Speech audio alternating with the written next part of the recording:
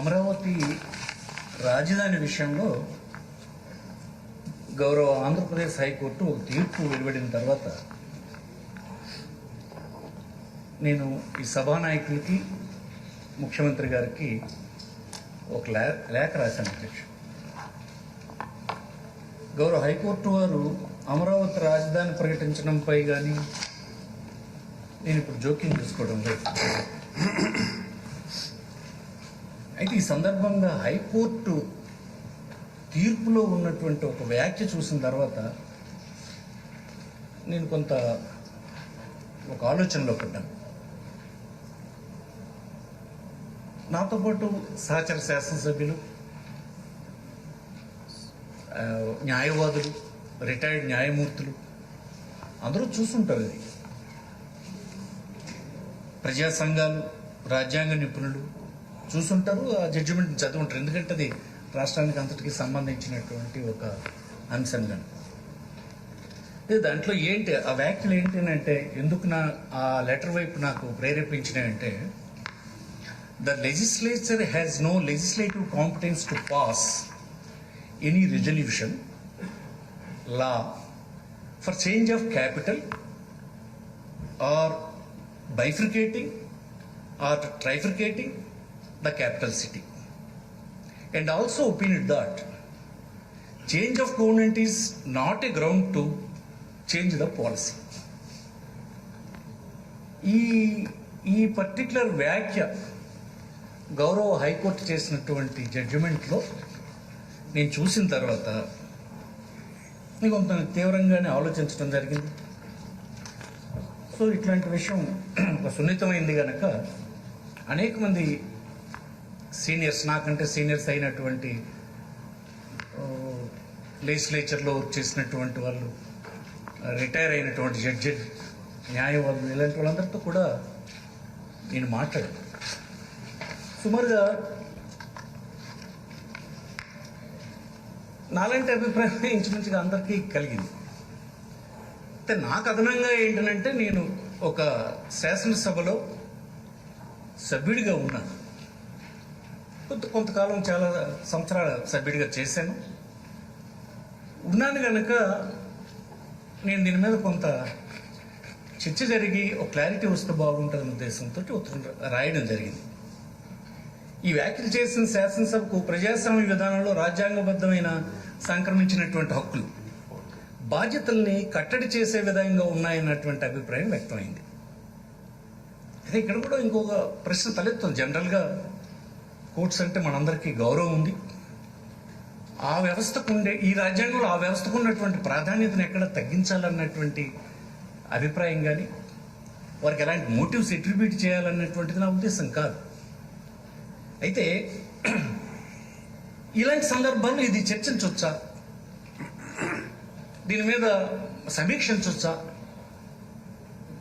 శాసనసభకు ఇట్లాంటి అవకాశం ఉందా అన్నది కూడా చూసినప్పుడు, ఒక సుప్రీంకోర్టు ఒక జడ్జిమెంట్లో ఏం చెప్పిందనంటే, ఇతను విఆర్ కృష్ణయ్యర్ ఈయన శాసనసభకు ఎలక్ట్ అయినాడు. సుప్రీంకోర్టు జడ్జి అయ్యే ముందు శాసనసభకు ఎలక్ట్ అయ్యాడు. శాసనసభలో మంత్రిగా పనిచేశాడు. అంటే ప్రభుత్వం రన్ చేయడం ఎట్లా, దీని మీద ప్రభుత్వం నిర్ణయాలు, పాలసీస్, చట్టాలని ముందుకు తీసుకెళ్తుంది, ఇవన్నిటి గురించి అవగాహన ఉన్నటువంటి వ్యక్తి. సభ్యుడిగా ఉన్నాడు, మంత్రిగా ఉన్నాడు. తర్వాత అతనికి ఉన్నటువంటి ఆ కాంపిటెన్సీ వలన, సమర్థత వలన తర్వాత సుప్రీంకోర్టుకి, హైకోర్టును సుప్రీంకోర్టుకి న్యాయమూర్తిగా పనిచేశారు. ఆయన ఒక జడ్జిమెంట్లో చెప్పారు, in a country like ours, no public institution or the people who operate it can be above public debate.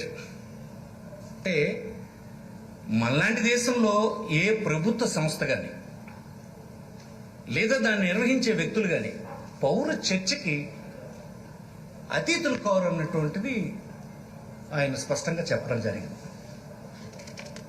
దీన్ని మనం క్షుణ్ణంగా గమనించాలి.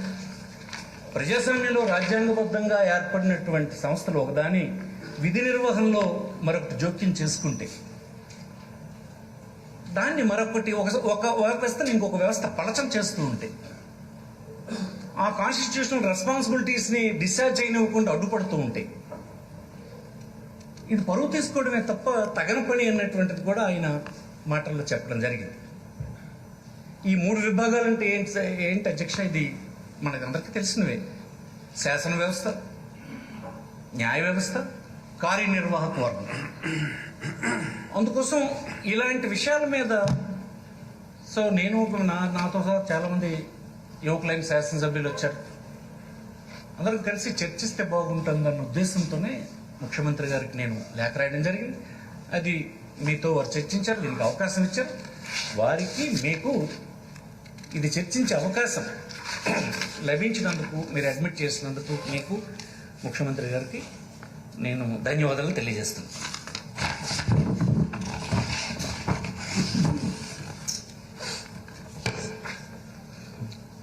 ఈ విశాలమైన ప్రపంచంలో అధ్యక్ష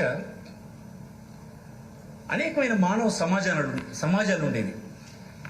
మనం చూస్తే ఆయా పరిస్థితులకు ఆ ప్రాంతాల్లో అనుగుణంగా పరిపాలన విధానాలు కూడా వచ్చినాయి.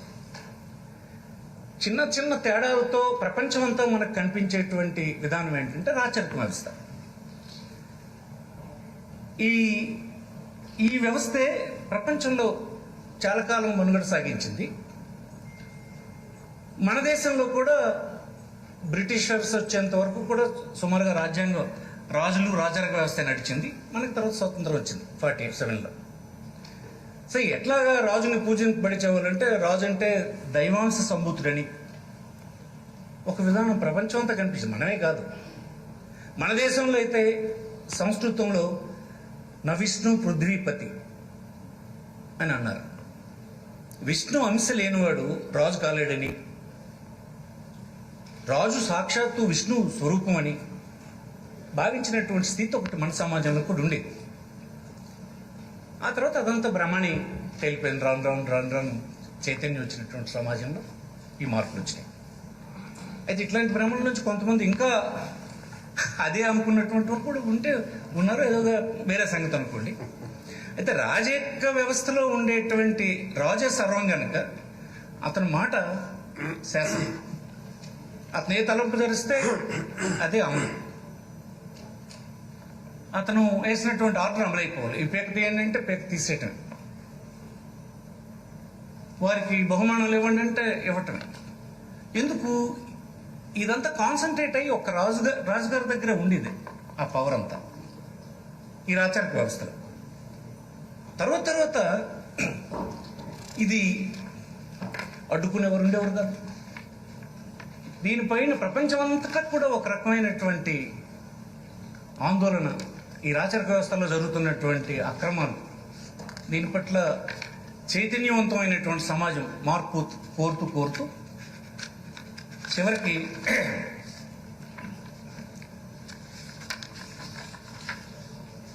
ఒక రకమైనటువంటి ఏకభావం దాని మీద కూడా కలిగింది. ఈ రాజుగారి దీంట్లో మన దగ్గర అయితే చూస్తే ఒక కథ కూడా మనందరికీ తెలుసు. కథ కాదు, వాస్తవమే. రాజుగారు ఎంత నిరంకుశంగా ఉండేవాడు అనేదానికి, ఎన్ని పొరపాట్లు జరిగిపోయేవని తెలియడానికి కృష్ణదేవరాయలకు సంబంధించి మనందరికీ తెలిసిన అప్పాజీ కృష్ణదేవరాయలు గారిని చిన్నప్పటి నుంచి పెంచి పెద్ద చేసి చక్రవర్తిని చేసి ఈ కీర్తికి ప్రతిష్టకి అన్నిటికీ కారకుడైనటువంటి అప్పాజీని కలుపుడిపించినటువంటి సంఘటన. తర్వాత అది కాదని తెలిసినా ఎందుకలా జరిగిందని మనం ఆలోచిస్తే పవర్ అనేది ఒక దగ్గర కాన్సన్ట్రేట్ అవ్వడం వలన ఇంకొకరు దాన్ని నిరోధించలేనటువంటి పరిస్థితి ఉండడం వలన ఇట్లాంటి పొరపాట్లు ఆ వ్యవస్థల్లో జరిగింది. ఈ రోజు వరకు ఇలా ఉంటే రాజులు నేను అందరికంటే ఉన్నతుడినని, గొప్పవాడినని, నన్ను ప్రశ్నించే వ్యవస్థలు ఉండకూడదని ఇలాగా ఉన్న తర్వాత ఒకే దగ్గర ఈ వ్యవస్థలన్నీ కారణమవుతున్న తరుణంలోనూ ఈ వ్యవస్థ పట్ల కొంత వ్యతిరేకత వచ్చింది. దేశంలో, ప్రపంచంలో మీకు కొత్త వ్యవస్థకి దారితీసింది. ఇది ప్రపంచవ్యాప్తంగా వచ్చినటువంటి ఈ తపనే అమెరికాలో మొట్టమొదటిగా ప్రజాస్వామ్య ప్రక్రియ బిగినైంది. ఇది ఇందులోంచి ఫ్రాన్స్ కానీ ఇంగ్లాండ్ కానీ మొదలైన దేశాలన్నీ కూడా ఈ ఆలోచనలో కార్యరూపం కూడా దాల్చింది. మొట్టమొదట మన దేశంలో కూడా స్వాతంత్ర వాయువుల కోసం ఉద్యమాలు ఉవ్వెత్తున లేచినాయి.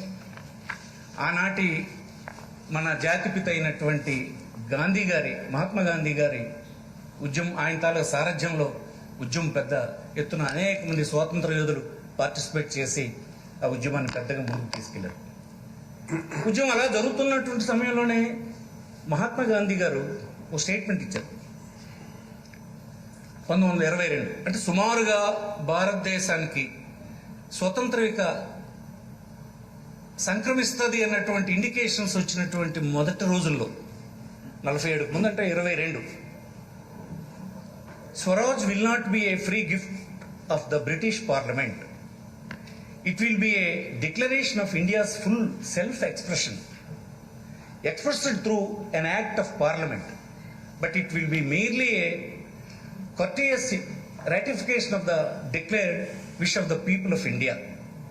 The ratification will be a treaty to which Britain will be a party. The British Parliament, when the settlement comes, will ratify the wishes of the people of India as expressed through the freely chosen representatives. భారతదేశానికి Britishers ఇచ్చినటువంటి బహుమతిగా ఇదేమీ కాదు. భారతదేశ ప్రజలు elected representatives ద్వారా, అంటే అప్పటికున్నటువంటి provincial councils, రకరకాల బ్రిటిష్ వాళ్ళ కాలంలో వివిధ ప్రాంతాల నుంచి దేశంలో ఉండేటువంటి వారు, అలాంటి వారి ద్వారా ప్రజల అభిప్రాయాన్ని వ్యక్తమైనటువంటి ఒక స్వతంత్ర దీన్ని వాళ్ళు రాటిఫై చేయాలి. ఒక రకమైనటువంటి కర్టీసియస్ దీంతో జరగాలి తప్ప అదేదో వాళ్ళు ఇస్తే మనం తీసుకున్నాం అన్నటువంటి దీంతో కాకూడదని మొట్టమొదటిగా ఆయన ఒక స్టేట్మెంట్ ఇచ్చేశారు, ఇనిషియేట్ చేశారు. అదే 1934 సంవత్సరం దేశంలో ఆనాడు కూడా స్వరాజ్ పార్టీ అనేది ఒక బలమైన పార్టీగా ఉండేది. వీళ్ళు ఒక రెజల్యూషన్ పాస్ చేశారు.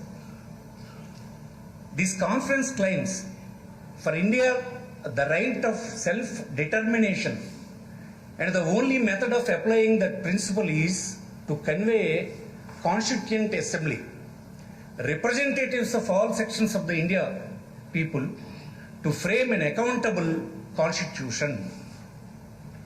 అంటే భారతదేశ స్వయం నిర్ణయాధికారాన్ని డిమాండ్ చేస్తూ అన్ని వర్గాల ప్రాతినిధ్యంతో ఏర్పడినటువంటి రాజ్యాంగ సభ ఏర్పాటు ద్వారా మాత్రమే రాజ్యాంగాన్ని రచించుకోవడానికి ఏకైక మార్గం అని 34లోన దానికి కొనసాగింకా ఇంకో రాజకీయ పార్టీ దేశంలో గొంతెత్తింది. దాని కంటిన్యూషన్ 36లో 2 సంవత్సరాల తర్వాత ఆల్ ఇండియా కాంగ్రెస్ కమిటీ ఫైజాపూర్లో డిసెంబర్ 1936లో కన్ఫర్మ్ ద రిజల్యూషన్ ఎట్లా చేశారంటే, the Congress stands for a genuine democratic state in India, where political power has been transferred to the people as a whole and the government is under their effective control. ఇది చాలా important అధ్యక్ష.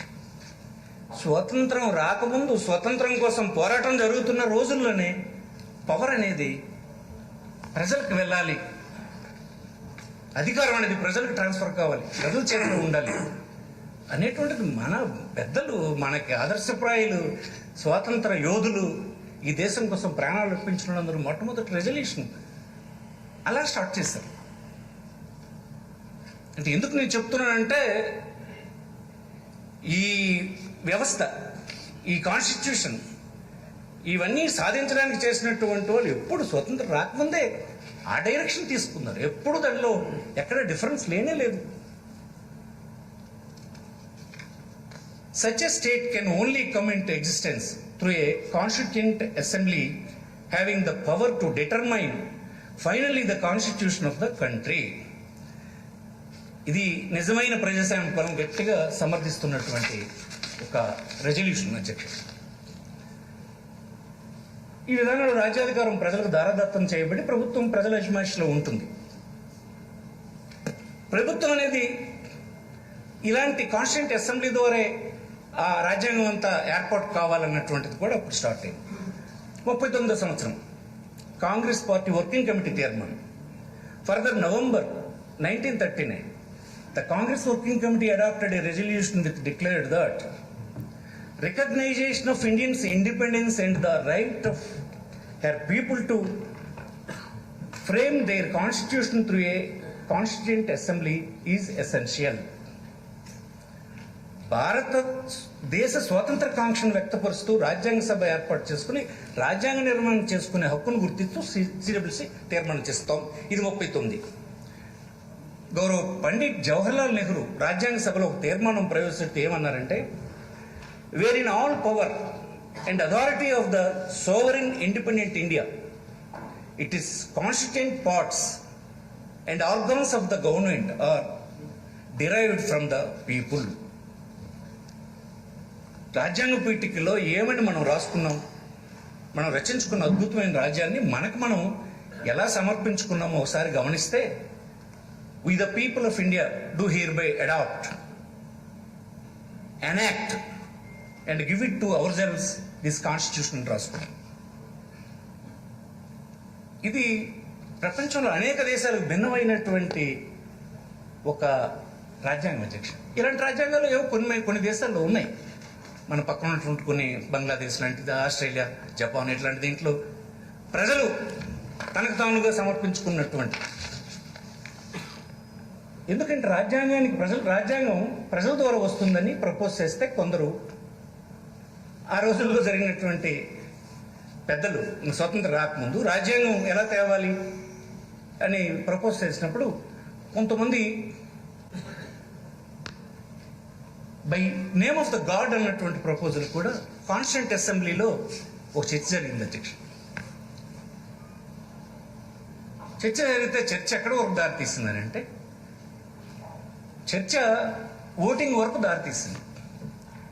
ప్రజలు తనకు తాను సమర్పించుకున్నటువంటి రాజ్యాంగమా, దేవుడు ప్రసాదించిన రాజ్యాంగం అనే అంశం మీద ఓటింగ్ జరిగితే ఆనాడు ఉన్నటువంటి కాన్స్టిట్యూంట్ అసెంబ్లీ మెజారిటీతో ప్రజలు సమర్పించుకున్న రాజ్యాంగం కింద ఓటింగ్ వేయబడింది. అందుకే మన రాజ్యాంగ పీఠికలో ఇప్పుడు నేను ఇంతకుముందు చదివినటువంటి ప్రజల కొరకు వచ్చినటువంటి రాజ్యాంగం మనకు ప్రసాదించబడింది.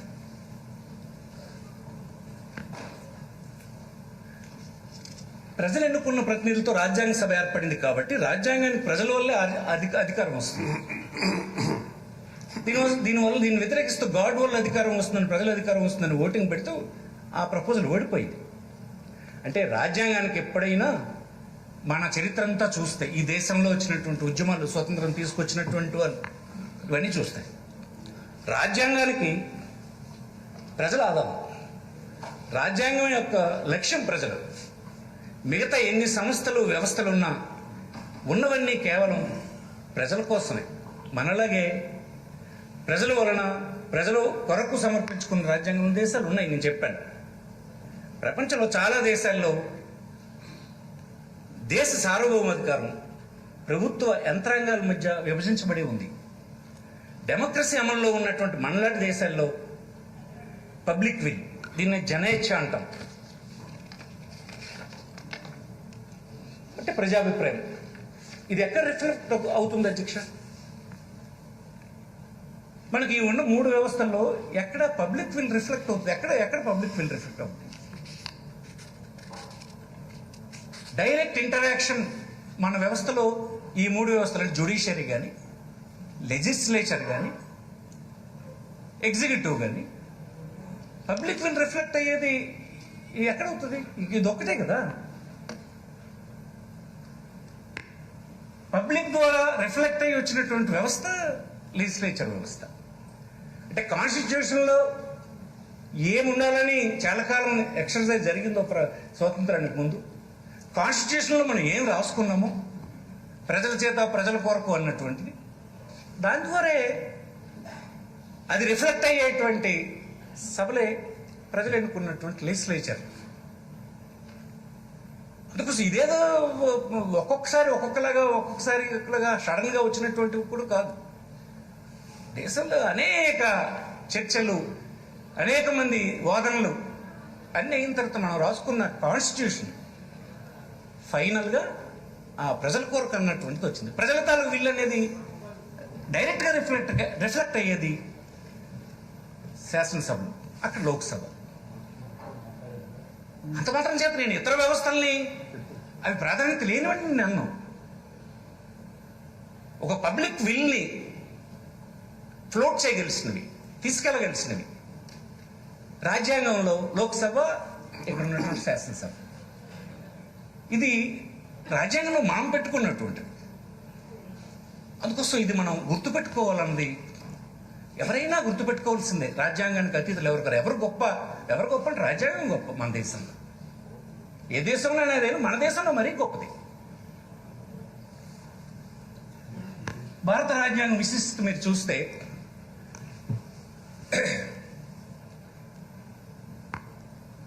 ప్రపంచంలో మొట్టమొదటి లిఖిత రాజ్యాంగం అమెరికా 1789లో వచ్చింది. సో ప్రపంచంలోనే రాజ్యాంగం మొదట వచ్చింది వాళ్ళకి.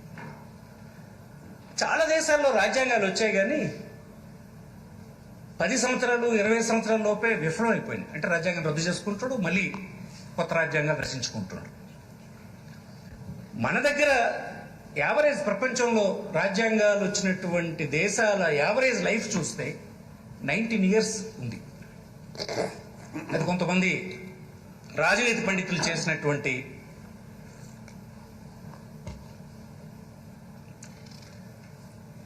ఇది చేస్తే, రీసెర్చ్ చేస్తే 19 years ఉంది యావరేజ్ లైఫ్.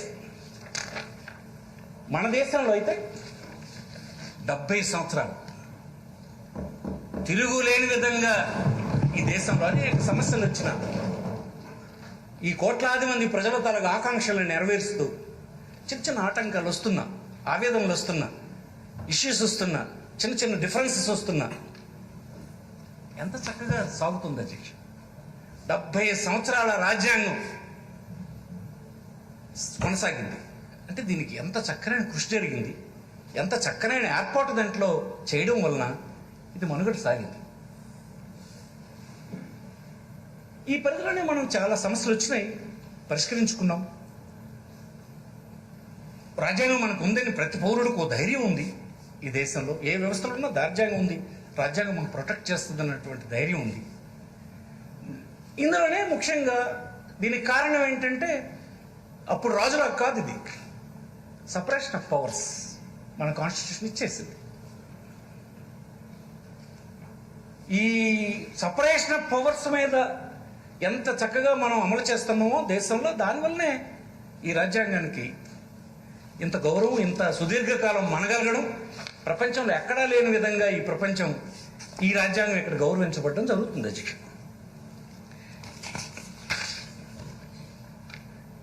మరి ఇట్లాంటి సందర్భంలో, ఇలాంటి కాన్స్టిట్యూషన్, ఇలాంటి చరిత్ర మనకు ఉన్నప్పుడు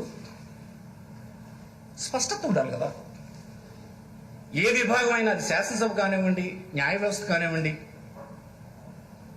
ఎగ్జిక్యూటివ్ కానివ్వండి, వారి అధికారాలపైన ఒక అవగాహన, వారి బాధ్యతలపైన స్పష్టత లేనప్పుడు ఆ శాఖలో ఎంత సమర్థులైనటువంటి వాళ్ళు ఉన్నా సత్ఫలితాలు ఇవ్వవు అధ్యక్ష. గందరగోళ పరిస్థితులు ఉన్నప్పుడు మనం ఆశించిన గమ్యం ఎలాగైతే చేరుకోలేమో, పాలన ద్వారా చక్కని ఫలితాన్ని కూడా రాబట్టలేము. మనం నడిచే దారి ఇక్కడ మళ్ళీ చెప్తున్నా అధ్యక్ష, స్పష్టత అంతా దేని మీద? లెజిస్లేచర్కి ఏముంది కాన్స్టిట్యూషన్లో, ఎగ్జిక్యూటివ్కి ఏముంది, జ్యుడిషియర్కి ఏముంది అనేటువంటి స్పష్టత. ఆ స్పష్టత ఎవరికేంటో తెలియకుండా ఉండుంటే అసలు మనం గమ్యం అలా చేరుతాం, మన లక్ష్యాలు అలా చేరుస్తాం. ఒక ప్రభుత్వానికి కొన్ని లక్ష్యాలు అలా చేరుతాయి, ఒక న్యాయ వ్యవస్థ కొన్ని లక్ష్యాలు అలా చేరుతాయి, లేదు ఒక ఎగ్జిక్యూటివ్కి ఉండేటువంటి లక్ష్యాలు అలా చేరుతాయి. స్పష్టత అవసరం కదా. ఎవరు వ్యక్తులు అక్కడ ఉన్నారని ముఖ్యం కాదు, వ్యక్తులున్నా అదే సంస్థలకైనా క్లారిటీ ఉండాలి. ఆ క్లారిటీ 70 సంవత్సరాల తర్వాత కూడా ఇంకా లేదు అని అంటే, లేకుండా ఉండుంటే మరి అందరం దాని పట్ల ఆలోచన చేయాల్సినటువంటి అవసరం ఉంది. ఆ స్పష్టత లేకపోతే మహాత్మా గాంధీ గారు అన్నారు, అసలు స్పష్టత లేని ఇది means should justify the ends అనే ఒక మాట ఆయన గాంధీ గారు చెప్పారు. మన లక్ష్యం ఎంత గొప్పదో మన మార్గం కూడా అంత గొప్పగా ఉంటారంటారు ఆయన. ప్రజాస్వామ్యంలో మనందరం ఇది గొప్ప సూత్రంగా భావిస్తాం. స్పష్టత లేనిది దేనిని సాధించలేం. అందులో ప్రజలకు సంబంధించినటువంటి విషయాలు, పాలనకు సంబంధించిన విషయాలు ఒకరం కాదు కదా. ఇది అనేకమైనటువంటి రాజ్యాంగ సంస్థలు పనిచేసినటువంటి వ్యవస్థ మన కాన్స్టిట్యూషన్ మనకి ఇచ్చింది. ఈ అన్ని వ్యవస్థల మధ్యన స్పష్టత, ఎవరి పరిధేంటి, ఎవరి విధులేంటి అనేది లేకుండా అయితే మాత్రం ఇది ఎప్పటికైనా మనం మన కాన్స్టిట్యూషనల్ లక్ష్యాల్ని చేరుకోలేమన్నటువంటిది నా ఆవేదన అధ్యక్ష. ఇది గందరగోళమైనటువంటి పరిస్థితులు కూడా దారితీస్తుంది. There is no greater impediment to the advancement of knowledge than the ambiguity. జ్ఞానానికి కానీ సమర్థతకు కానీ అస్పష్టతకు మించినటువంటి అవరోధం లేదు. అస్పష్టత అనేది అంత ప్రమాదమైంది, అదే పెద్ద అవరోధం. అందుకోసం స్పష్టత ఇప్పుడు అవసరం. స్పష్టత లేని దగ్గర స్పష్టత తెచ్చుకోవాల్సినటువంటి అవసరం అయితే ఉంది. సో నా జగ్గి వాసుదేవ్ గారు సద్గురు ఆయన కూడా చెప్తారు, confidence without clarity is a disaster. Confidence ఉన్నంత మాత్రం కాన్ఫిడెన్స్ ఉండాలి, క్లారిటీ ఉండాలి. క్లారిటీ అనేది అంత ముఖ్యమైనది కాబట్టి డిజాస్టర్ కింద అయిపోతుంది. అధ్యక్ష, నేను కావాలనుకుంటున్న స్పష్టత దేని గురించి అవసరం ఏంటని ఆలోచించినప్పుడు ఒక ముఖ్యమైన విషయాన్ని గుర్తుపెట్టుకోండి. విశాలమైన ఈ ప్రపంచంలో అనేకమైన మానవ సమాజాలు, అనేక ప్రాంతాలు వచ్చాయి. ఆ పరిస్థితులకు అనుగుణంగా పరిపాలన విధానాలను కనుక్కొని ఆచరించి అమలు చేసుకున్నారు. ప్రజాస్వామ్యంలో మనకి ఈ separation of powers, doctrine of separation of powers, ప్రజాస్వామ్యం అనే వ్యవస్థ వచ్చిన తర్వాత అధికారాలు వికేంద్రీకరణ జరిగింది, స్పష్టమైన విభజన జరిగింది. ఏ వ్యవస్థలు ఏ అధికారాలు కలిగి ఉండాలో స్పష్టంగా నిర్ణయించబడ్డాయి. ఈ విధానానికి కూడా పూర్వం రాజనీతి పండితులు అంకురార్పణ చేశారు. ఈ విభజన అనేది అధ్యక్ష, అది మీరు ఒకసారి చరిత్ర తిరగవేస్తే క్రీస్తు పూర్వం నుంచి ఈ విభజన అనే అంశం గురించి అనేకమైన రాజకీయ పండితులు ఈ సపరేషన్ ఆఫ్ పవర్స్ గురించి చెప్పుకుంటూ వచ్చారు. వికేంద్రీకరణ, అధికార వికేంద్రీకరణ లేదా విభజన సిద్ధాంతం, the doctrine of separation of powers క్రీస్తుపూర్వం నుండి మనం గమనించగలం. మొదట అరిస్టాటిల్, ఈయన క్రీస్తుపూర్వం 384 322 అప్పటివాడు తన పాలిటిక్స్ అనే గ్రంథంలో మిక్స్డ్ గవర్నమెంట్ లేదా హైబ్రిడ్ గవర్నమెంట్ అనే గ్రంథం కాన్సెప్ట్ ఒకటి రాశారు అతను. దాంట్లో అరిస్టాటిల్ గ్రీక్ నగర రాజ్యాల్లో సిటీ స్టేట్స్ అనే 3 విభాగాల సమన్వయంతో పరిపాలన ఎలా నిర్వహించాలనేటువంటి మౌలిక సూత్రాలని అందులో పొందుపరిచారు. ఎప్పుడు అధ్యక్ష ఇది అలాంటి రోమన్ రిపబ్లిక్లో Roman senate, councils and assemblies, ఈ 3 విభాగాలు వాటి పరిధిలో విధులు నిర్వహించి మిక్స్డ్ గవర్నెన్స్ ఉదాహరణగా నిలిచే ఆ సిద్ధాంతం ద్వారా. అలానే ఈ 3 విభాగాలు ఒకదానిపై మరొకటి అప్రమత్తంగా ఉంటే చెక్స్ అండ్ బ్యాలెన్సెస్ పరిపాలన జరుగుతుందనే వాదన బలంగా రాజనీతి పండితుడు పాలిబియస్ క్రీస్తుపూర్వం 205 118 ఈ కాలంలో చేశారు. రాజనీతి శాస్త్ర పండితుల్లో 3 మనకు ప్రముఖులు కనిపిస్తారు, హాబ్స్, జీన్ జోన్ లాక్స్ మరియు రూసో. ఈ 3లో లాక్స్ అనే పండితులు కూడా ఈ అధికారాల విభజన గురించి స్పష్టమైనటువంటి సిద్ధాంతాన్ని ప్రతిపాదించారు. ఆ తర్వాత ఫ్రెంచ్ న్యాయకోవిదుడు మాంటెస్క్యూ, అతను తన గ్రంథం ద స్పిరిట్ ఆఫ్ లాస్లో పరిపాలనలో శాసన, న్యాయ, కార్యనిర్వాహక వర్గాల మధ్య అధికారాల విభజన ఎంత ప్రాధాన్యమో చాలా స్పష్టంగా చెప్పారు. ఆయన ఏమంటాడంటే, శాసన, కార్యనిర్వాహక అధికారాలు ఒకే వ్యక్తిలోనో ఒకే వ్యవస్థలోనో కేంద్రీకృతం అయితే అది స్వేచ్ఛకు ముప్పు. శాసన నిర్మాణం, దాని అమలు చోటు ఒకే ఉంటాయి కాబట్టి నిరంకుశమైన చట్టాలు తయారవుతాయి, మరింత నిరంకుశంగా అమలు జరుగుతాయి. అలాగే న్యాయ వ్యవస్థకు ప్రత్యేకమైనటువంటి స్వల్పత లేకపోతే న్యాయమూర్తులు శాసనకర్త నియంత్రించే పరిస్థితులు ఏర్పడతాయి. అది మంచిది కాదు, మంచి పద్ధతి కాదు. న్యాయ వ్యవస్థ కూడా ఆ స్వయం ప్రతిపత్తి ఉండాలి. దానికి ప్రత్యేకమైనటువంటి గౌరవం ఉండాలి. అలాగే న్యాయమూర్తి శాసనకర్త ఒకలే అయినా ఒకే వ్యవస్థకు అధికారాలు ఉన్న మరీ దారుణమైన పరిస్థితులకు దారితీస్తాయి. ప్రజల జీవితానికి వారి స్వేచ్ఛ స్వాతంత్రాలకు ముప్పు ఏర్పడుతుంది. ఇష్టారాజ్యం వ్యవహారం పెరిగిపోతుంది. ఒకవేళ న్యాయమూర్తి నిర్వహణ బాధ్యత అప్పగిస్తే అనుచితంగా హింసాత్మకంగా ప్రవర్తిస్తూ అణిచివేత కార్యక్రమాలు చేపడతారు. ఇటువంటి నేపథ్యంలో 3 విభాగాల అధికారులు ఒక చోట కేంద్రీకృతం కావడం అభిలషణీయం కాదని మాంటెస్క్యూ అంటాడు. ఎప్పుడిది 18వ శతాబ్దంలో నిరంకుశ రాజరికం ఉండేది ఫ్రాన్స్లోనే. 16వ లూయిస్ రాజుగా ఉండేవాడు. అతను తన అజమాయిషీలో పనిచేసిన అధికారులు మితిమీరినటువంటి నియంతృత్వం పోగొట్టలేకపోతే ఫ్రెంచ్ విప్లవం ఆ నిరంకుశత్వంలో వచ్చింది. ఆనాటి పరిస్థితులను అధ్యయనం చేసినటువంటి రాజనీతి పండితులు ఇచ్చిన నిర్వచనం ఏమిటంటే, శాసన న్యాయ కార్యనిర్వాహక అధికారాలు ఒక చేతికి అప్పగించడమే నిరంకుశం అని డెఫినేషన్ ఇచ్చారు. డిక్టేటర్షిప్ అంటే ఏంటి అని అంటే, ఏదైతే మన రాజ్యాంగం 3 విభజించి పరిధులు ఇచ్చిందో అది ఒక చోట ఉంటే అదే డిక్టేటర్షిప్ అని ఆనాడే నిర్వచనం ఇవ్వడం జరిగింది. ఈ ఫ్రెంచ్లో వచ్చినటువంటి విప్లవం, దాని తర్వాత వచ్చినటువంటి పరిస్థితులను చూస్తే, అధ్యక్ష, న్యాయ వ్యవస్థకి పరిధులు ఉన్నాయి, పరిమితి ఉంది. దీన్ని చూస్తే అనేకమైనటువంటి జడ్జిమెంట్లు ఎవరు నావి కాదు, ఇవి నా అభిప్రాయాలు కూడా కాదు. నా అభిప్రాయాలు కూడా నేను అలా చెప్పను. న్యాయ వ్యవస్థకు కూడా గౌరవం ఉండాలి, స్వతంత్రత ఉండాలి. రాజ్యాంగ పరిధిలో దానికి ఇచ్చినటువంటి గౌరవాన్ని మనం గౌరవిస్తూ ఉండాలి పౌరులుగా అనేటువంటి వాడిని నేను. ఇప్పుడు నా శాసన వ్యవస్థకి ఎలాంటి గౌరవం కావాలని నేను కోరుకుంటున్నాను. ఇంకో వ్యవస్థ గౌరవించలేని వాడిని నాకు కావాలని అడిగే హక్కు నాకు ఎక్కడ ఉంటుంది? ఇది ఎవరో నేను ఈ చర్చకి అడిగితే ఇంకొకలాగా అర్థం చేసుకోవచ్చు. అది కాదు నా ఆలోచన, అది కాదు. భారతదేశంలో న్యాయ వ్యవస్థ ప్రజాస్వామ్యం రచించడానికి ఎన్నో సందర్భాల్లో విశేషమైన కృషి చేసింది. ఎంతోమంది న్యాయమూర్తులు తన మేధస్సుని, అనుభవాన్ని పణంగా పెట్టి వ్యవస్థల్ని కాపాడారు. ఈ 70 సంవత్సరాల్లో కూడా న్యాయ వ్యవస్థ అనేక ఒడిదుడుకుల్ని అధిగమించేటట్టుగా ఈ వ్యవస్థకు అండగా నిలబడింది. ఈ వ్యవస్థని కాపాడడానికి న్యాయ వ్యవస్థ రోల్ కూడా చాలా గొప్పది. అనేక మంది న్యాయమూర్తులు వాళ్ళు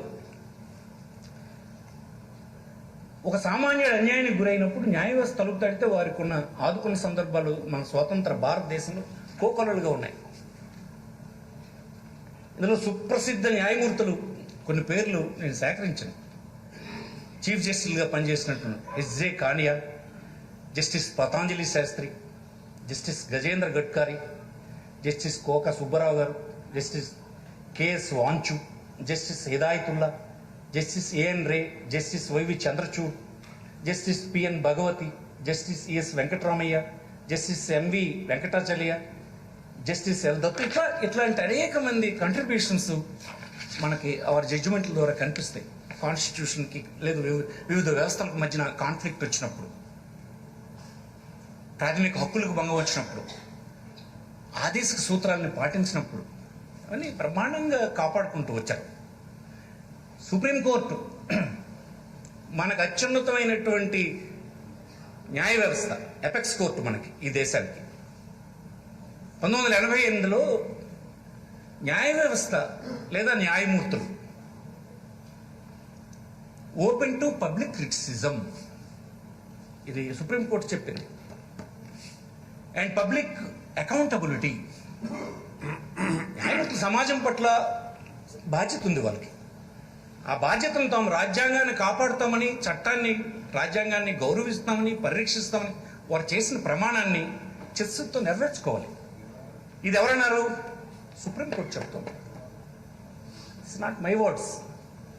న్యాయమూర్తులకు మోటివ్స్ ఆపాదించకూడదు.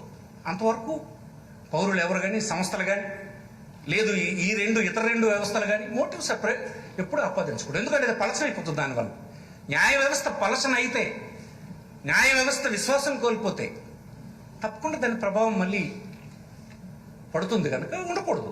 అది కూడా ఆయన చెప్పాడు. న్యాయ వ్యవస్థ పట్ల ప్రజలకున్న విశ్వాసమే ప్రజాస్వామ్య వ్యవస్థను విజయవంతంగా పనిచేయడానికి ఒక ముఖ్యమైన మూలస్తంభంగా ఉంటాయి. అందుకోసం దురుద్దేశాలు ఏవి ఆపాదించకూడదు. కానీ సమీక్షించే అధికారం మాత్రం పౌరులకే ఉంది, ఈ సభకు కాదు. ఇది ఒక సుప్రీంకోర్టు జడ్జి చెప్పినటువంటి అంశమని ఈ సందర్భంగా నేను మనవి చేస్తున్నాను. చంద్రహౌస్ 2007లో ఒక తీర్పు ఇచ్చారు.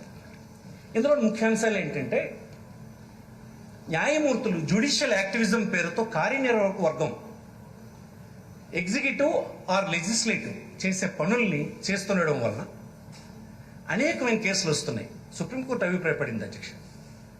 కాబట్టి మేము వ్యాఖ్యలు చేయాల్సినటువంటి పరిస్థితులు ఏర్పడ్డాయి. న్యాయమూర్తులు అలా చేయడం న్యాయసమ్మతం కాదు అన్నటువంటి సుప్రీంకోర్టు అభిప్రాయం. ఇది 2007లో చంద్రహౌస్ ఇచ్చినటువంటి ఒక తీర్పు. జ్యుడిషియల్ యాక్టివిజం పేరు న్యాయమూర్తులు తమ పరిధులు దాటి ఇతర విభాగాలకు చెందిన విధులు నిర్వహించరాదు. న్యాయమూర్తులు ఎగ్జిక్యూటివ్ లెజిస్లేచర్ విధుల్లో చొరబడకుండా జ్యుడిషియల్ రెస్ట్రైంట్ అంటే స్వీయ నియంత్రణ పాటించాలి అని సుప్రీంకోర్టు, హైయెస్ట్ కోర్టు, అత్యున్నతమైన కోర్టు కేటగారికల్గా చెప్పింది అధ్యక్ష. ఈ సందర్భంగా నేను మాంటెస్క్యూ తన స్పిరిట్ ఆఫ్ లాస్లో ప్రతిపాదించిన సపరేషన్ ఆఫ్ పవర్ సిద్ధాంతాన్ని గుర్తుంచుకోవాలి. ఇంకా ఈ తీర్పులో గొప్ప మాటలు అధ్యక్ష. ఇలా జ్యుడిషియల్ ఇతర విభాగాల విధుల్లో జోక్యం చేసుకోవడానికి ఒక కారణం చెబుతుంటారు అని అతను అంటారు. సుప్రీంకోర్టు జడ్జి అంటున్నారు. అదేంటంటే ఎగ్జిక్యూటివ్ లెజిస్లేటివ్ సరిగా పనిచేయడం లేదు, అందుకోసం మేము జోక్యం చేసుకున్నాం. ఆ మాట న్యాయ వ్యవస్థ కూడా వర్తిస్తుందని సుప్రీంకోర్టు జడ్జి అన్నారు. న్యాయ వ్యవస్థ సరిగా పనిచేస్తే అర్ధ శతాబ్దంగా ఇన్ని కోసం కోర్టులో పెండింగ్ ఎందుకు ఉంటాయి అంటూ ఇంకొక అబ్జర్వేషన్ ఆయన ఇచ్చారు. ఒకవేళ లెజిస్లేచర్లో కానీ ఎగ్జిక్యూటివ్లో కానీ సరిగా పనిచేయకపోతే, సమర్థంగా పనిచేయకపోతే ఆ విషయం ప్రజలు చూసుకుంటారు. ఎన్నికల్లో వారు ఆశలు తీర్చగల వ్యక్తులను ఎన్నుకుంటారు, పార్టీలను ఎన్నుకుంటారు. లేదా న్యాయబద్ధమైన విధానాల్లో వారు అసంతృప్తిని ప్రదర్శన ద్వారా తెలియచేస్తారు. అంతేగాని వారి విధుల్లో జోక్యం చేసుకోవడం సమస్యకు పరిష్కారం కాదని చాలా కేటగారికల్గా సుప్రీంకోర్టు చెప్పింది. ఇలాంటి జోక్యం వల్ల రాజ్యాంగంలో ఉన్నటువంటి 3 విభాగాల మధ్యన ఆశించినటువంటి సున్నితమైన సమన్వయం, డెలికేట్ బ్యాలెన్స్ దెబ్బతింటుంది. ఆ విధులు సమర్థంగా నిర్వహించగలిగే ప్రావీణ్యత, వనరులు న్యాయ వ్యవస్థకు లేవు అధ్యక్ష అని ఎవరంటున్నారు? సుప్రీంకోర్టు జడ్జి అంటారు, నేను కాదు. ఈ తీర్పులో 3 విభాగాల మధ్యన ఉండాల్సినటువంటి సమాన సౌహృదయ సగౌరవ సంబంధాల గురించి చక్కగా న్యాయమూర్తి గారు వివరించారు. అలాగే జ్యుడిషియల్ యాక్టివిజం కన్నా జ్యుడిషియల్ రెస్ట్రైంట్ వలన ఫలితాలు ఎక్కువ వస్తాయి అన్నది సుప్రీంకోర్టు అబ్జర్వేషన్. జ్యుడిషియల్ నిగ్రహం ద్వారా సమయం పాటించడం 3 విభాగాలు మంచిదనేది సుప్రీంకోర్టు అభిప్రాయం. ఈ 3 విభాగాలు అంటే లెజిస్లేచర్, ఎగ్జిక్యూటివ్ అండ్ జ్యుడిషియరీ. ఎవరి పరిధి ఎంతవరకు చెప్పాల్సింది జ్యుడిషియరీయే. మళ్ళీ ఇక్కడ మన దీంట్లో అదే ఉంది, జ్యుడిషియరీకే ఆ బాధ్యత ఉంది. ఎవరి పరిధి ఏంటన్నది సందర్భం వస్తే చెప్పాల్సిన వాళ్ళే. పరిధులు నిర్ణయించాల్సింది వారే. పరిధులు దాటితే ఎలా, పరిధులు దాటితే ఎలా, దాటకూడదనే భావంతో చెప్పారు. ఇలా ఎవరి జ్యూరిసెక్షన్ ఏమిటో నిర్ణయించగల న్యాయ వ్యవస్థ ఎంత నిగ్రహంతో వ్యవహరించాలి, ఎంత సంయమనంతో పాటించాలి, ఈ నిగ్రహం ఎలా వస్తుందో ఈ తీర్పులో చెప్పారు. అది సుప్రీంకోర్టు చెప్పింది. దానికి 2 సందర్భాలను వారు పేర్కొన్నారు. న్యాయ నిగ్రహం ఎలా వస్తుంది? న్యాయస్థానం ఈ పరిపాలనా ప్రక్రియలో మిగతా 2 విభాగాలతో సమానమైనవి, ఏది తక్కువ కాదు. మనం ఎవరికి ఎక్కువ కాదన్న విషయాన్ని గుర్తించాలని చెప్పారు. ఇది సుప్రీంకోర్టు చెప్పింది. మేమేమో అతీతం వీళ్ళందరికంటే అనేటువంటి భావన విడనాడలో ఉంది. నాతో కలిసి ఇంకో 2 వ్యవస్థలు నాతో సరిసమానమైనవే, నేను వారికంటే ఎక్కువ కాదన్నటువంటి భావాన్ని మనం అంతర్లీనంగా ఉంచుకోవాలి అని చెప్పింది సుప్రీంకోర్టు చెప్పింది. ఇది మిగిలిన 2 విభాగాలు సమానమనే భావం, వాటి విధుల్ని గౌరవిస్తూ జోక్యం చేసుకోకుండా స్వీయ నియంత్రణ కలిగి ఉండాలి. ఎప్పుడైతే అలాంటి భావన జ్యుడిషియరీకి ఉంటుందో, మాతో సహా ఇంకొక 2 వ్యవస్థలు ఉన్నాయి ఈ కాన్స్టిట్యూషన్లో, ఆ 2 వ్యవస్థలు మాలాంటివే, మాతో సమానమైన హోదా కలిగినవి అనేటువంటి భావన ఉంటే వారి విధుల్లోకి జోక్యం చేసుకోకుండా ఉండగలుస్తారన్నది సుప్రీంకోర్టు తలగా అభిప్రాయం. ఇటువంటి స్వీయ నియంత్రణ వలన న్యాయ వ్యవస్థ స్వతంత్ర ప్రతిపత్తి కాపాడబడుతుంది. ఎందుకంటే ఎప్పుడైతే న్యాయమూర్తులు, శాసనసభ్యులు అధికారుల బాధ్యతల్లో వేలు పెడతారో, ఓటర్లు, రాజకీయ నాయకులు న్యాయమూర్తులు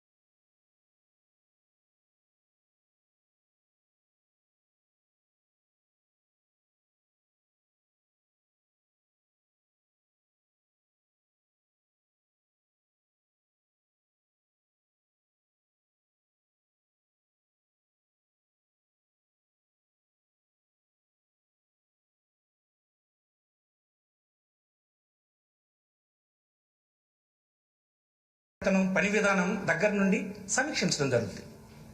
లెజిస్లేచర్ లాగా, ఎగ్జిక్యూటివ్ లాగా న్యాయమూర్తులను కూడా ఎన్నుకుందామనే అభిప్రాయానికి వస్తారు. దీనివల్ల న్యాయ వ్యవస్థ స్వేచ్ఛ స్వతంత్రాలకు పెనుముప్పు ఏర్పడుతుందని నేను చెప్పడం కాదు, సుప్రీంకోర్టు చెప్తుంది. నేను అలా చెప్పండి అధ్యక్ష, నేను అలాంటి మాటలు ఎవరిని అగౌరవపరచను. నా పరిదాటిన విషయాలు నేను చెప్పను, సుప్రీంకోర్టు కోర్టు చేసిన చెప్తున్నాను. టాటా సెల్యులర్ కేసు ఇది, union Tata cellular versus union government Indian of India 96లో వచ్చింది తీర్పు. ఈ కేసులో ఇచ్చిన తీర్పు కూడా చాలా ముఖ్యమైన విషయాలను ప్రస్తావన చేసింది. కోర్టులు తమ తీర్పుల ద్వారా అధికార వర్గాన్ని, అంటే అడ్మినిస్ట్రేటివ్ అథారిటీస్ని ఎంబరాస్ చేస్తున్నాయి, అలా చేయకూడదు. అంతేకాకుండా అధికారగణం ఆ రంగాల్లో ప్రావీణ్యత కలిగి ఉంటుందని కోర్టులు గుర్తించాలి. అంటే ఎగ్జిక్యూటివ్కి ఉండేటువంటి కాంపిటెన్సీ డిఫరెంట్. అది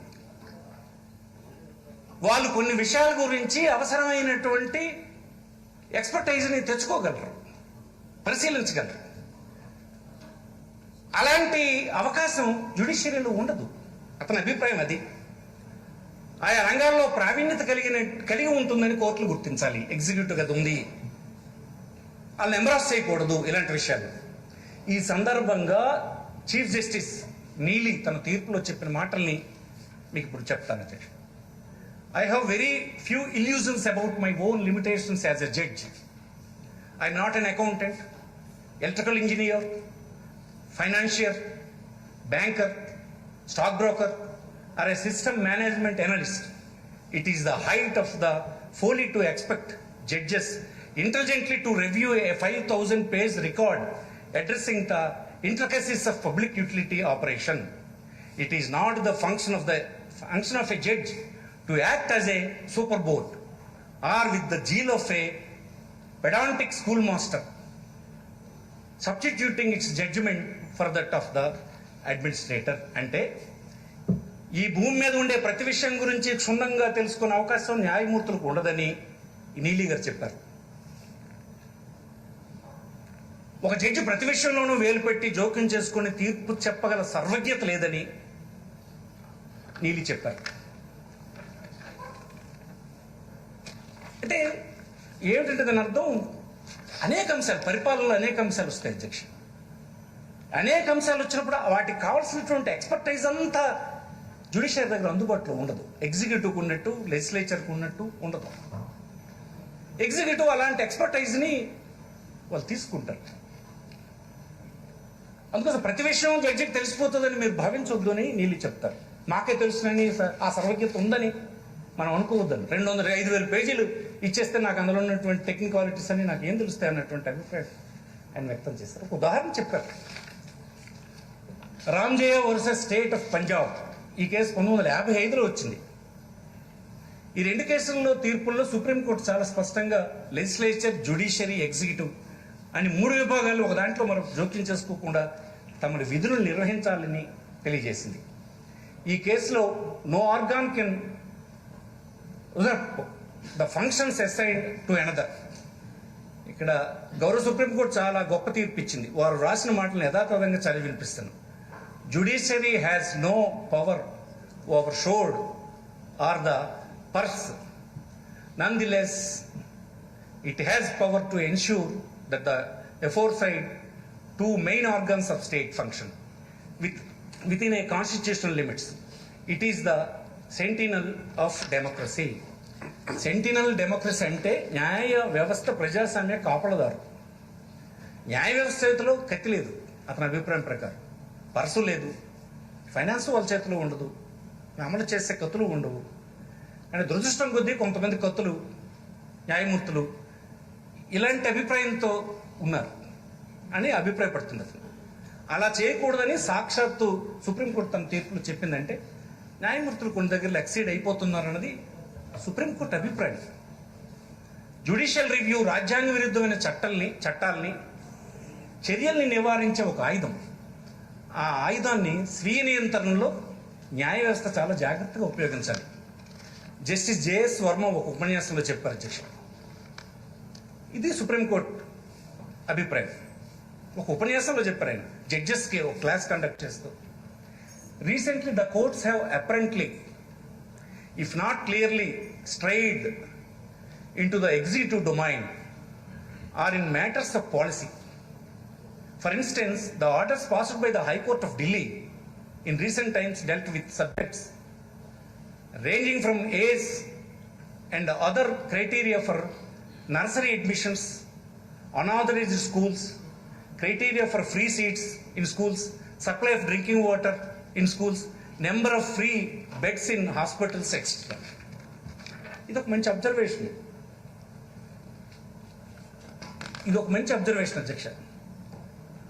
ఆయన ఏమంటారంటే if there is a law judges can certainly enforce it, but judges cannot create a law and seek to enforce it. This is clearly illegal because judges cannot legislate. Legislature అనేది ఈ వ్యవస్థలో ఒక్క శాసనసభకు అక్కడ పార్లమెంట్కే ఉంది తప్ప ఇంకొకరు చేయడానికి ఈ వ్యవస్థలో లేదు. ఇది చాలా క్లియర్గా ఉన్నటువంటి అంశం అధ్యక్ష.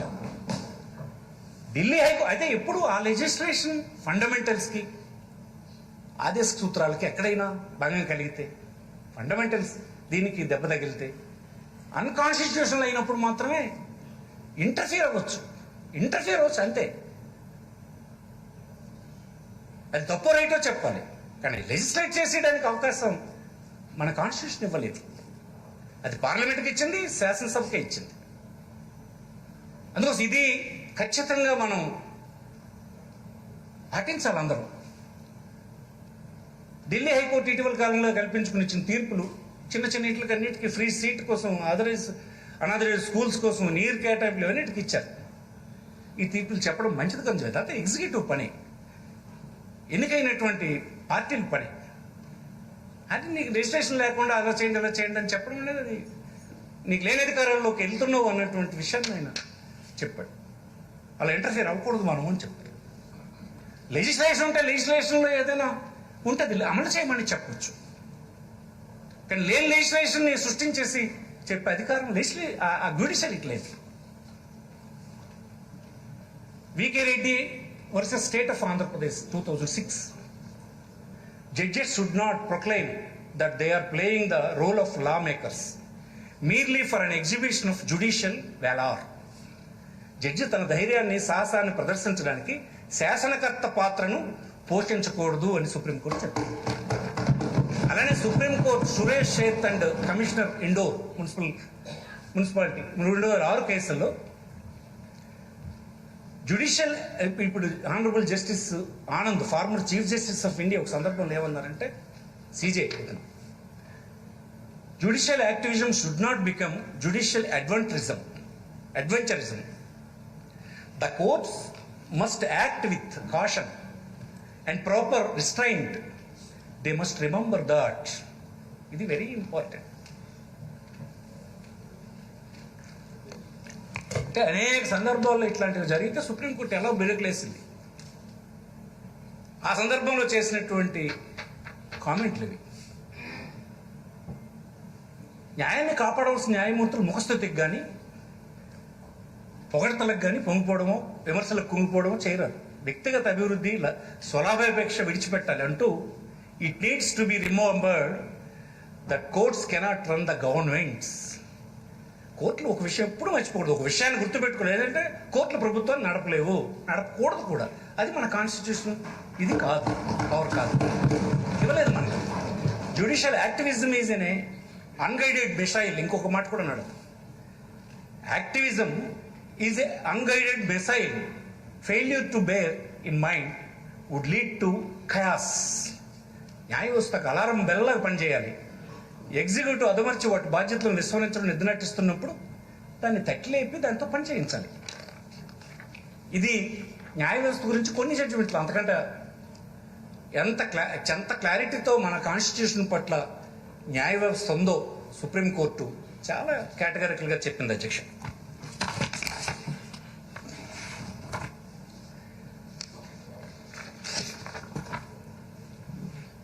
సో గౌరవ high court, Andhra Pradesh high court, change of government is not a ground for change of policy అని వ్యాఖ్యానించారు అధ్యక్ష. నాకు బాధ కలిగించింది, ఒక లెజిస్లేటర్గా నేను ఒక ప్రయత్నం చేయాలి, దీని గురించి తెలుసుకోవాలి కనీసం నేనైనా సరే. సో ఒక 40 సంవత్సరాలు ప్రజా జీవితంలో ప్రతినిధిగా ఉండి అనేక సభల్లో జరిగినటువంటి చూసి, సో నేను పొరపాటు పడ్డానా, ఏం జరిగింది, ఒకసారి ఇలాంటి చర్చ జరగాలి, నాతో కొంతమంది యంగర్ జనరేషన్ వచ్చారు, వీళ్ళతో కూడా పంచుకోవాలి. ఇప్పుడు చట్టసభలో కూర్చున్న శాసనసభ్యులు రాష్ట్రాన్ని ముందుకు నడిపిస్తున్నటువంటి మా నాయకులు జగన్మోహన్ రెడ్డి గారి ప్రభుత్వం, భారత ప్రభుత్వం రాజ్యాంగం ఇచ్చినటువంటి ఓటు హక్కు ద్వారా ఏర్పడినటువంటి ప్రభుత్వం ఇది. ఎంత లెజిస్లేటర్స్ కానీ ఈ ప్రభుత్వం కానీ ఇది ఎంత మెజారిటీతో వచ్చిందనంటే 83% రిప్రజెంటేటివ్స్ ఒకే పార్టీ నుంచి ఏర్పడినారు. ఓట్లు తీసుకుంటే అనేక పార్టీలు పోటీ చేసిన 51% ఓట్లతో వచ్చినటువంటి, అంటే ప్యూర్లీ అసలు ఏ రకమైనటువంటి ఆక్షేపణ ప్రజాస్వామ్యంలో చేయలేనటువంటి మ్యాండేట్తో వచ్చినటువంటి ప్రభుత్వం. ప్రజల విశ్వాసాన్ని నమ్మకాన్ని సంపూర్ణంగా చూరగొన్నటువంటి ప్రభుత్వం. ఇటువంటి ప్రభుత్వాన్ని ఉద్దేశించి the change of government is not a ground to change the policy అనే వ్యాఖ్య గురించి విస్తృతంగా చర్చించాల్సిన అవసరం ఉందని నేను భావించాను. నాతో పాటు చాలామంది ఇదే అభిప్రాయం కలిగి ఉన్నారు. అయితే ఇది రాజధానికి సంబంధించిందా అంటే నేను అలా స్మాల్ దీంతో నేను లేను. కాన్స్టిట్యూషన్ ఇచ్చినటువంటి రైట్, చట్టసభ ఈ విస్తృతమైనటువంటి అధికారం, ప్రజల ద్వారా అడాప్ట్ చేసుకున్నటువంటి రాజ్యాంగం, అది ఇచ్చినటువంటి అధికారం ఇలాగ ఎవరో నిరోధించేస్తే ఎలాగా అన్నది నా ఆవేదన. అది రాజధానికి సంబంధించిందా, కాదు ఇంకోసారి ఇంకో ప్రభుత్వం వస్తే దానికి సంబంధించిందా, కాదు దీని తర్వాత ఇంకో పాలసీ తీసుకుంటే తీసుకోకూడదా, అసలు ఏంటిది, ఎన్ని అంశాలు దీంట్లో ఇవిడ ఉన్నాయి. అసలు ఒకవేళ అదే అయితే సపరేషన్ అనే రాజ్యాంగంలో ఉండేటువంటి సపరేషన్ పవర్స్ ఈ శాసనసభకు దఖలుపడినటువంటి అధికారాల సంగతి ఏంటి? ఈ సభను అడ్డేస్తుందా ఈ జడ్జిమెంట్? ఇక ముందుకు వెళ్ళలేం కదా. ఒకవేళ వెళ్ళకపోతే అనేక ఆకాంక్షలతో ఈ ప్రభుత్వాన్ని ఎన్నుకున్నటువంటి ప్రజల తరపు పని ఏమైనట్టు? ఆ విధి ఎవరు నిర్వర్తిస్తారు? ఇంకెక్కడ ఉంది? ఇంకొక ఈ వ్యవస్థలో ఇంకొక వ్యవస్థ ఏదైనా ఉందా చూడడానికి? లేదు కదా. ఇలాంటి అంశాలు వచ్చినప్పుడు నేను లేఖ రాయాల్సి వచ్చింది. ప్రభుత్వం మారితే ఆ ప్రభుత్వానికి విధాన నిర్ణయాలు తీసుకునే అవకాశం లేదని అంటే అసలు మన వ్యవస్థ ఎందుకు, ఎన్నికలు ఎందుకు, మేనిఫెస్టోలు ఎందుకు, ఈ ఓట్లు ఎందుకు, ఈ డబ్బులు ఎందుకు, ఈ ఖర్చులు ఎందుకు?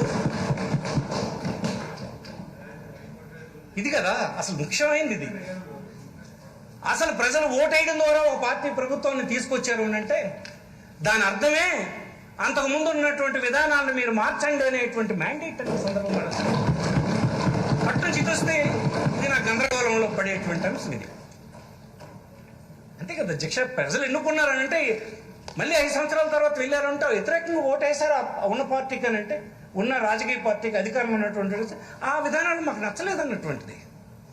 ఆ విధానాలు నచ్చకపోతే కొత్త విధానాలు మీరు చేయండి అని కదా. అంచేత ఇది అసలు అధికారమే మీకు లేదని అంటే ఎలా? అప్పుడు ఏం చేయాలి? ఈ ప్రశ్నల నివృత్తి కోసమే నేను ఈ లేఖ రాయడం జరిగింది. అధ్యక్ష, ఇది కేవలం నేను లేవనెత్తిన సమస్య కాదు, మన రాష్ట్రంలో ఏర్పడిన సమస్య కూడా కాదు. ఇదే సమస్య మీద అన్ని అధికారాలు ఒక శాసనసభ మీద కానీ కార్యనిర్వాహక వర్గం కానీ న్యాయ వ్యవస్థ ఒక దగ్గర కేంద్రీకృత ప్రజాస్వామ్యం ప్రమాదకరమే. అది ఎలా నిరంకుశత్వం దారితీస్తూ చాలా మంది పండితులు కేటగిరీలు చెప్పారు. అది ఒక్కొక్కటి మీ తోటి శాసనసభ్యులు ముందు ఉంచుతాను.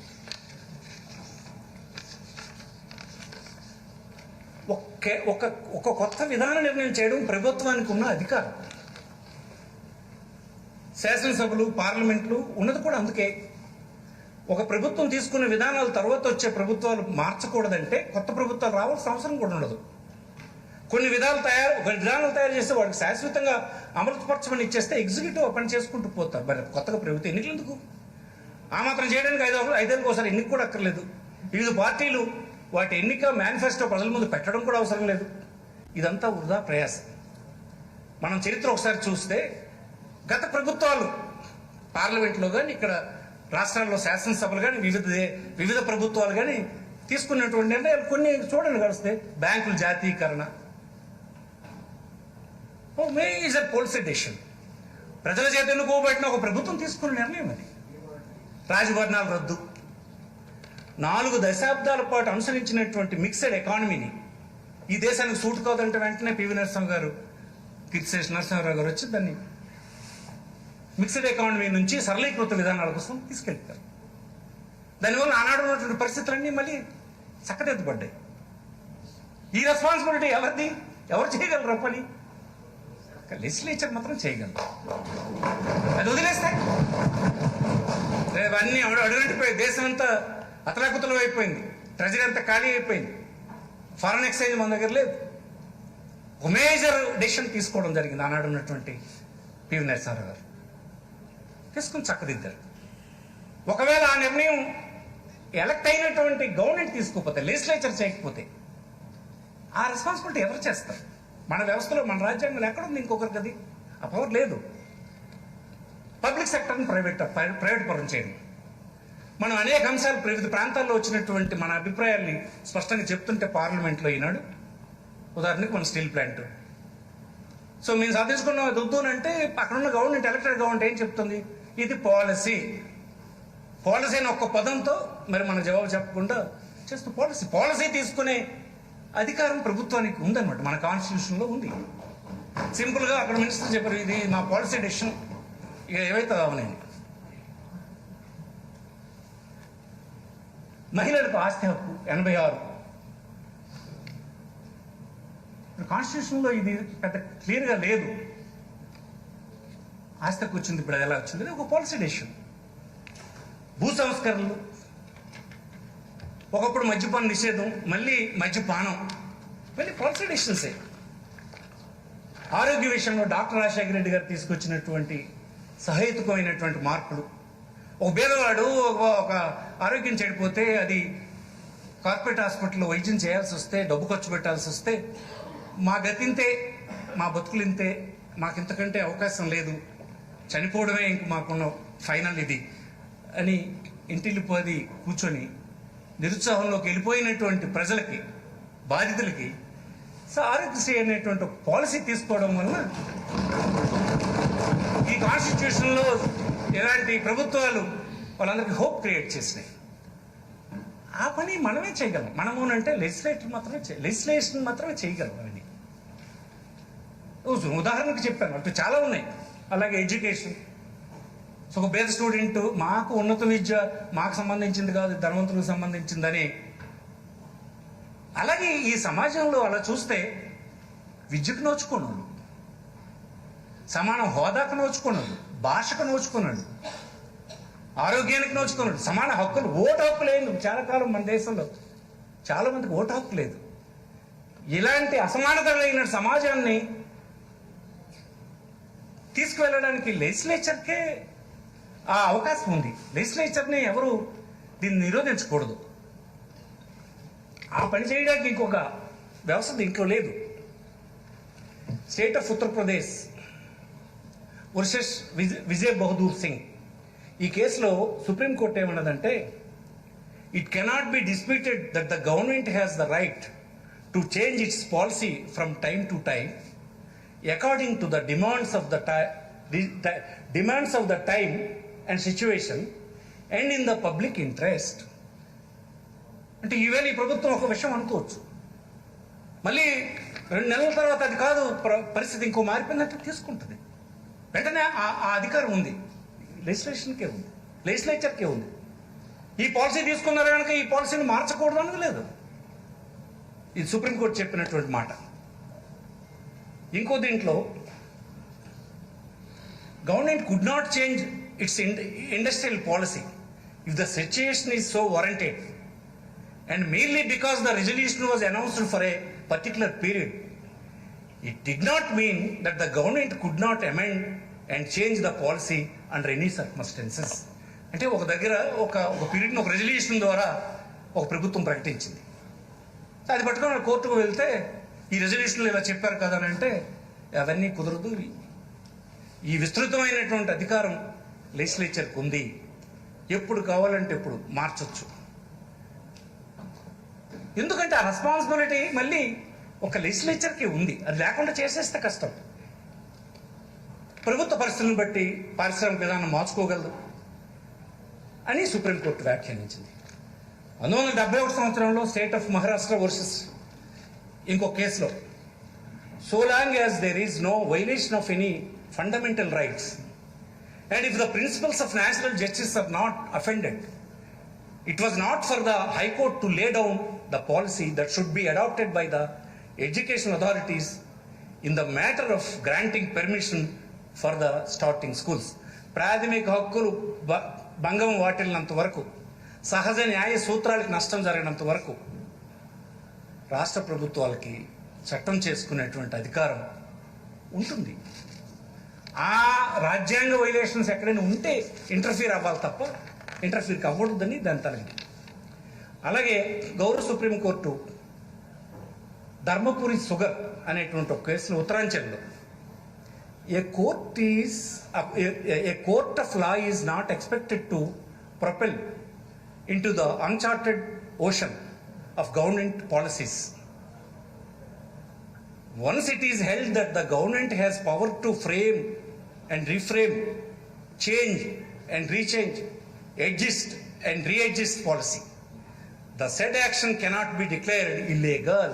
ఇప్పుడే నేను చెప్పింది, ఇలాంటి అధికారం ప్రభుత్వానికి రాజ్యాంగం ద్వారా సంక్రమించింది. ఎలక్టెడ్ గవర్నమెంట్కి మార్చుకోవచ్చు, పాలసీని మార్చవచ్చు, చేంజ్ చేయొచ్చు. ఏది ప్రజల విషయాల ప్రయోజనాలకు ప్రజల కోసం అవసరం అనుకుంటే చేస్తుంది. అది ఎంతవరకు ప్రాథమికమైనటువంటి అంశాలు రాజ్యాంగంలో ఎక్కడ వైలేట్ కానంత వరకు రాష్ట్ర ప్రభుత్వానికి అధికారం ఉంటుంది. ఇది సుప్రీంకోర్టు చెప్పినటువంటి మాట. The action cannot be declared illegal, arbitrary or ultra vires the provisions of the constitution only on the ground that the earlier policy had been given up, changed or not adhered to it.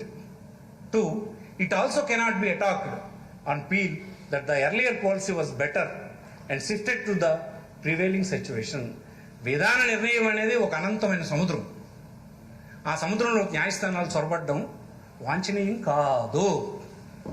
ప్రభుత్వానికి విధాన నిర్ణయం చేయడానికి, చేసింది సరిచేసుకోవడానికి, మార్చడానికి, మార్చింది మరోసారి సరిదిద్దుకోవడానికి, సరిదిద్ది సంస్కరించడానికి అధికారం ఉందని సుప్రీంకోర్టు రూఢి చేసింది. అటువంటిప్పుడు పాత విధానాన్ని విడిచిపెట్టారనో, మార్చారనో, లేదా పాత విధానాన్ని యథాతథంగా అమలు చేయాలనో, ప్రభుత్వ చర్యలు చట్ట వ్యతిరేకమని, ఇది పాత విధానం మంచిదనే అభిప్రాయంతో కోర్టులు దాడి చేయకూడదన్నది సుప్రీంకోర్టు అభిప్రాయం. ఆ ప్రభుత్వం ఏది బెటర్ అనుకుంటే అది చేస్తుంది. అలాగే supreme court peerless general finance and investments, courts are not to interfere with the economic policy, which is the function of experts. It is not the function of the courts to sit in judgment over matters of economic policy, and it must necessarily be left to the experts bodies. In such matters, even experts can seriously and doubtlessly differ. Courts cannot be expected to decide them with even the aid of experts. ఆర్థిక విధానాల రూపకల్పనలో నిపుణుల పని, దాంట్లో కోర్టులు జోక్యం చేసుకోకూడదు. కోర్టులు తమ తీర్పులు ఎటువంటి అంశాల జోలికి పోకుండా నిపుణులతో కూడిన వ్యవస్థలకు విడిచిపెట్టాలి. ఆ నిపుణులు కూడిన వ్యవస్థలు ఎగ్జిక్యూటివ్ ఉంటాయి. విశ్లేషణ తప్పనిసరిగా నిపుణులు చేయాలి. కోర్టులు కూడా నిపుణుల సహకారం తీసుకొని నిర్ధారించలేవు. అలాగే ప్రీమియం గ్రానైట్స్, ఇది తమిళనాడులో case. It is not the domain of court to embark upon Uncharted ocean of public policy in an exercise to consider as to whether a particular public policy is wise or a better public policy can be evolved. Such exercise must be left to the direction of the executive and legislative authorities only. ఇది వాళ్ళకు వదిలేయాలని చెప్తారు. వీళ్ళ ఇట్లా చేయలు పెట్టకూడదని చెప్తారు. BALCO employees ఇది కూడా అంతే. In a democracy it is the prerogative of each elected government to follow its own policy. Often a change in government may result in the shift in focus or change in economic policies. Any such change may result in adversely affecting some vested interests. Unless any illegality is committed in the execution of the policy or the same is contrary to law or malified, a decision bringing about change cannot be per se be interfered with by the courts. ప్రజాస్వామ్యం ఎన్నికైన తమ ప్రభుత్వానికి, ప్రతి ప్రభుత్వానికి సొంత విధాన నిర్ణయాలను రూపొందించుకున్న హక్కు ఉంటుంది. తరచూ జరిగే ప్రభుత్వాల మార్పిడి వలన ఆర్థిక విధానాల ప్రాధాన్యతలు మారుతాయి, మౌలిక విధానంలో కూడా మార్పులు వస్తాయి. ఈ మార్పులు కొంతమంది వెస్టెడ్ ఇంట్రెస్ట్తో దెబ్బతీయొచ్చు. అయితే ఆ విధానాల అమలులో ఏదైనా చట్ట వ్యతిరేకంగా జరిగిన దుర్బుద్ధితో చేసిన అమలు తీరులు ప్రశ్నించవచ్చు. కానీ ఆ పేరుతో మారిన విధానంలో కోర్టులు అనేవి జోక్యం చేసుకోకూడదని సుప్రీంకోర్టు అభిప్రాయం.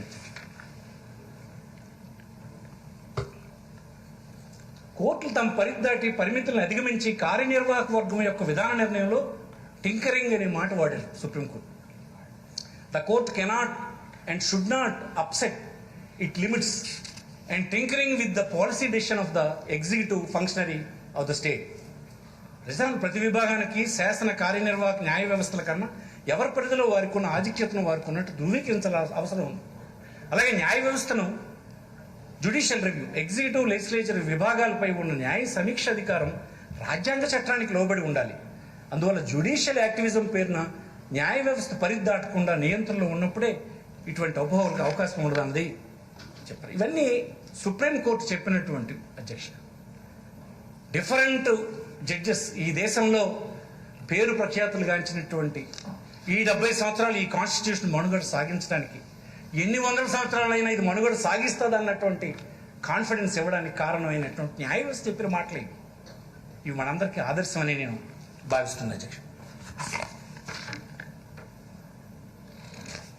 శాసనసభ ఎప్పుడైనా ఒక పౌరుడు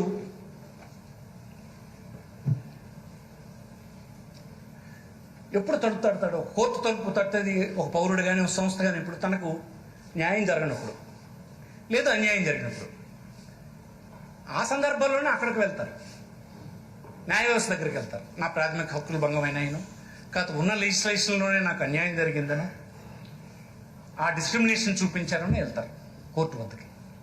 కానీ శాసనసభ ఎప్పుడు పౌరుల అవసరాలు తీరుస్తూ తనకేమి కావాలో ముందు చూపుతో ఆలోచిస్తూ అతను ముంగిట ఉండడానికి ఎప్పుడూ ప్రయత్నం చేస్తుంది. ఇది ప్రజల చేత ఎన్నుకున్నట్టు రేపేం జరగబోతుందని దానికి ముందు నుంచే ప్రిపేర్ అవుతాయి ఎలక్టెడ్ గవర్నమెంట్స్. ఈ పని ఈ వ్యవస్థలో ఇంకెవరు చేయరు. కోర్టుల దగ్గరికి వెళ్ళేవాడు ఎవరు, నాకు అన్యాయం జరిగింది అనేటువంటి వాడు ఎవరో కోర్టు వద్దకు వెళ్తారు. కానీ ప్రభుత్వం అలా చేయడం అన్యాయమైనంత వరకు కాదు, ముందు ఏ ప్రమాదం రాబోతుందో ఏం చేయాలి. ఉదాహరణకి మొన్నే మనకి కరోనా వచ్చింది, మనం ఎవరు ఊహించింది, ప్రపంచం అంతా ముంచేసింది. కానీ ఆంధ్రప్రదేశ్లో సమర్థవంతంగా కరోనాని జగన్మోహన్ రెడ్డి నాయకత్వంలో ప్రభుత్వం ఎదుర్కొంది.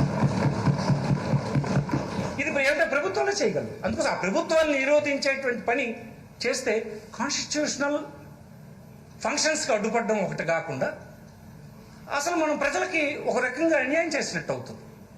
మన కాన్స్టిట్యూషన్ ఇచ్చినటువంటి అధికారాలను ఎక్సర్సైజ్ చేయనివ్వకుండా అడ్డుపడిపోతే అది అల్టిమేట్గా ప్రజలకి నష్టం జరిగిపోతుంది. అందుకోసం ఈ లెజిస్లేచర్ చేయగలిసినటువంటి పని, ఎలక్టెడ్ గవర్నమెంట్ చేయగలిసినటువంటి పని ఇంకోరెవరూ చేయలేరు.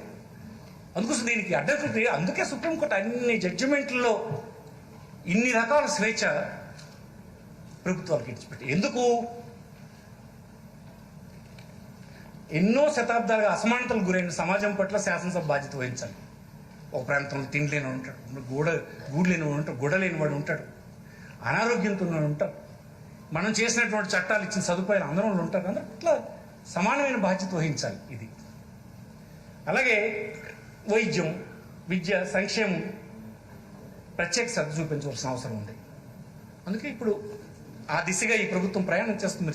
మీరు చూస్తున్నారు అనేక ప్రాంతాల్లో హాస్పిటల్ తీసుకొచ్చి అందరికీ విపరీతం. మొన్న 670 కోట్ల రూపాయలు ఆరోగ్యశ్రీ కింద డబ్బులు ఒకే పెన్ స్ట్రోక్తో ముఖ్యమంత్రి గారు ఇచ్చారని నేను అక్కడ చూశాను.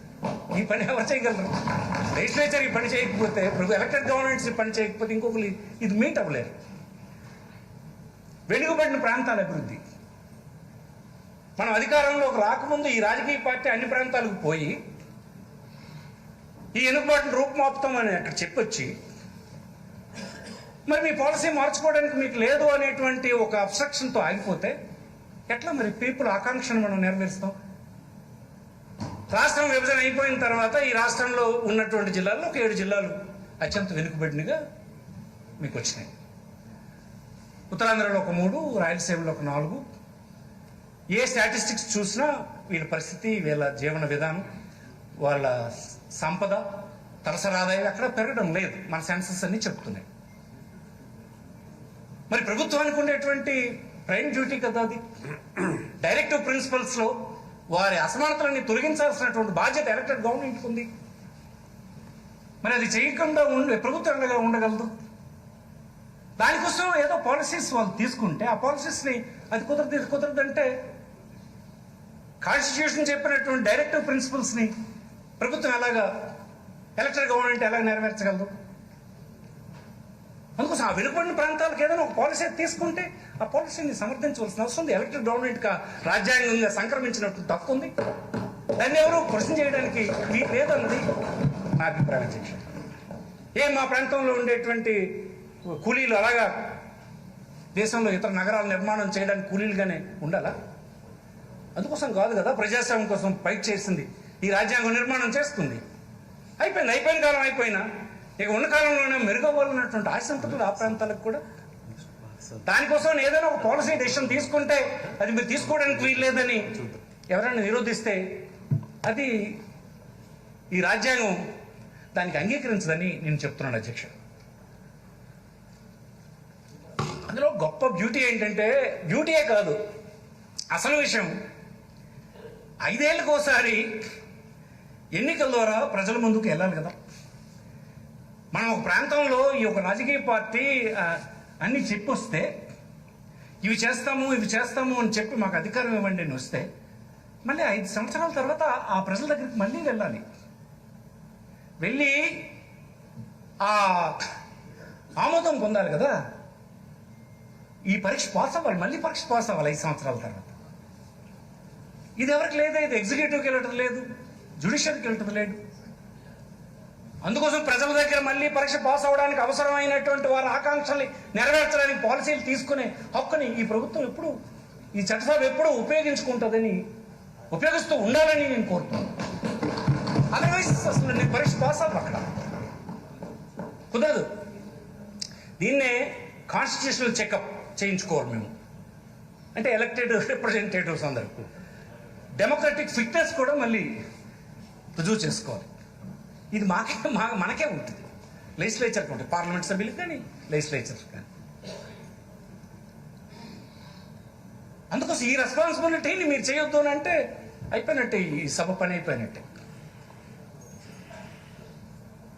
అందుకే ఇది నేను ఎంతో తీవ్రంగా దీన్ని పరిగణించి ఒక చర్చ జరగాలి అన్నటువంటి దానికి నేను దారితీసింది. అలాగా పాస్ అవ్వకపోతే ఇంటికి వెళ్ళిపోవాలి, వదిలేసి వెళ్ళిపోవాలి. అందుకోసం ఇలాంటి సందర్భంలో నేను కోరేది ఏంటంటే, ఈ దేశంలో మన ప్రజల చేత, ప్రజల కొరకు, ప్రజల వలన ఏర్పడినటువంటి రాజ్యాంగం ఇచ్చినటువంటి హక్కులు పౌరులకి, సంస్థలకి, ప్రభుత్వాలకి, అందరికీ, సమాజానికి ఇచ్చినటువంటి అన్ని హక్కులు అలాగ రక్షించబడుతూ ఉండాలంటే ఒకరి వ్యవస్థలో ఇంకొకరు చేపట్టడం అనేది ఉండకూడదు.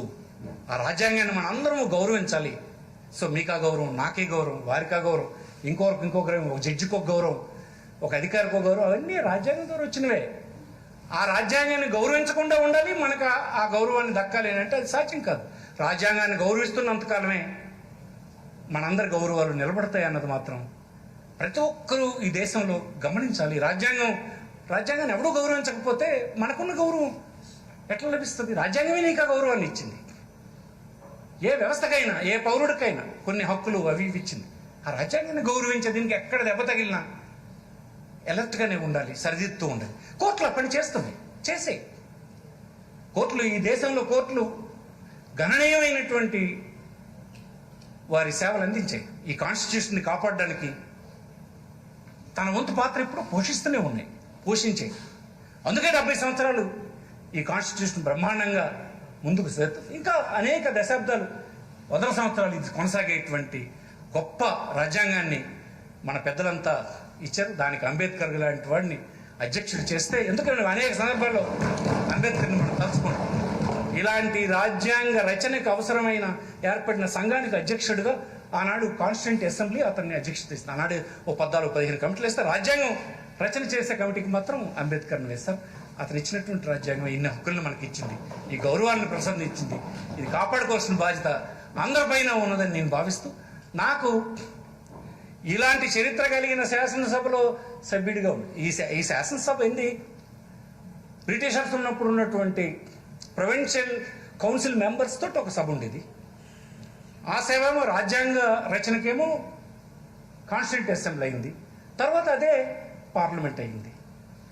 ఇలాంటి చరిత్ర కలిగినటువంటి లెజిస్లేచర్లో నేను కూడా ఒక సభ్యుడిగా ఉన్నందుకు నేను ఎప్పుడూ గర్వపడుతుంటాను. ఈ దేశంలో ఇలాంటి రాజ్యాంగం కింద ఇలాంటి వ్యవస్థలో నాకు కూడా ఒక లెజిస్లేచర్గా ఉండే గౌరవం, ఆ గౌరవం ఉండాలని కాపాడుకోవాలని ప్రయత్నం చేస్తుంటాను. అందులో భాగమే ఇది తప్ప అంతకుమించి ఎవరిని కించపరచడానికో ఎవరిని తప్పుపడడానికి కాదు. ఒక విశాలమైన పరిధిలో దీన్ని మీ దృష్టికి, మా సభానాయకుల దృష్టికి, అలాగే నా తోటి శాసనసభ్యులతో చర్చించాలన్నటువంటి తాపత్రయం ఈ ప్రయత్నమని ఈ సందర్భం మనవి చేస్తూ, దీనికి అనుమతించినందుకు, అలాగే ఆవేదన ఎంత ఉండదంటే, జిల్లాలు హైదరాబాద్ విడదీస్తే ఆనాడు అందరం కుంగిపోయాం. అరే 70 సంవత్సరాలు మనం పెట్టిన పెట్టుబడి అంతా ఒక దగ్గర ఉండిపోయి మళ్ళీ వచ్చాం ఇక్కడికి. మళ్ళీ జిల్లాలు విడదీస్తే ఓ చిన్న పార్ట్ పోతుందంటే గిజగిజలాడాం.